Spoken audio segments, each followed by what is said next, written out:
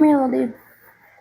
Hey everyone, I'm here with Chamberlin. This is week 3 of his day training with us, and today I have Jamie as our special guest, and I am testing a theory to see if Jamie drops a treat on the floor, if he will go over and take it, not from her hand, but just if she drops it.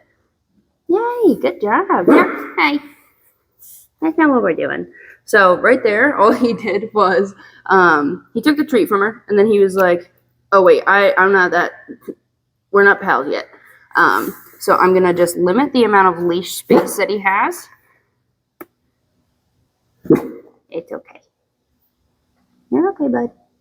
Good. It's like anytime somebody kind of reaches into his space, if he's not comfortable with them, and even if it's not his space, like she is a reasonable distance, she is more than a few feet away, and he's curious enough.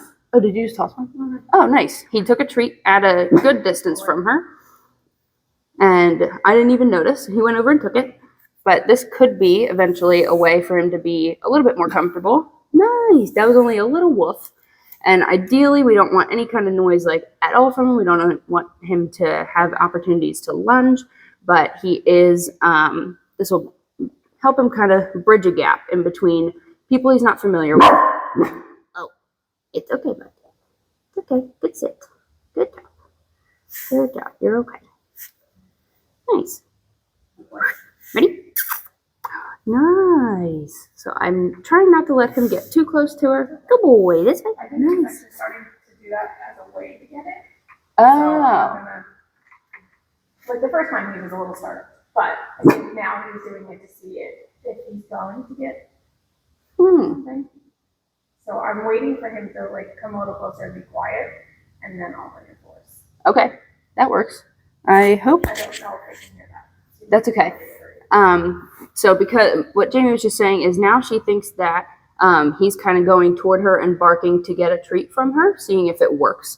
We want to teach him that that's not exactly the way that we get snacks, but at first it was definitely a startle response, and now it's kind of like, oh, well, you'll still give me snacks. So, and he's also kind of showed that a little bit on our pack walks with other dogs, just to kind of get him into a more comfortable space with other dogs. Sometimes I pull him.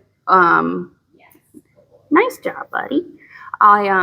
We do those pack walks to kind of give him some more exposure. It's not exactly what he's working on, but it helps him be a little bit more comfortable walking around people he's not familiar with and people that, or dogs that he's not familiar with either. So it's possible that he has gotten into a habit of barking and then turning around and getting a snack, because I try to calm him down after that.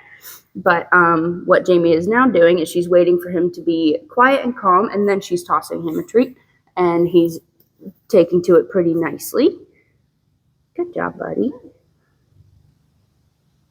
And these are his super special snacks. Nice job, bud.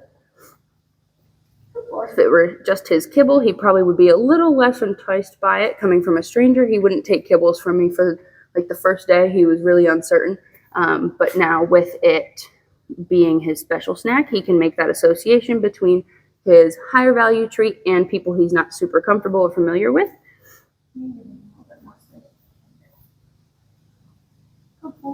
Nice job, bud. I like that you're throwing me snacks and they're not putting pressure on. What Jamie just said was she thinks Chamberlain's thinking like, oh, I like that you're giving me snacks, but not putting too much pressure on me to interact with you. And that's really what my goal has been so far with his training, is that he's not getting, people aren't invading his space, but he's still finding some reinforcing value to those interactions with people. Nice job. And so Jamie's been able to get him to come a little bit closer, but also he's doing some sits for her. He's asking politely.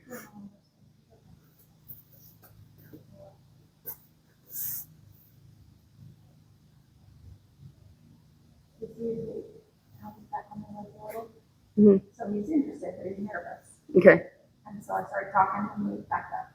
Interesting. If I had tried to reach in there, he might have gotten upset. Yeah.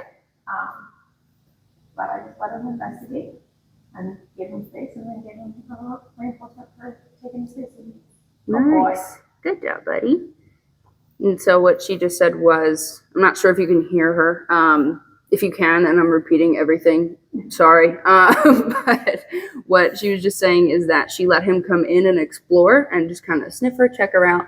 And he was still a little bit nervous. So when she started talking to me, that was when he kind of backed up a little bit and was like, not really sure. And he had his weight shifted on his back leg. So he was like kind of preparing himself for being a little bit uncomfortable and ready to back up.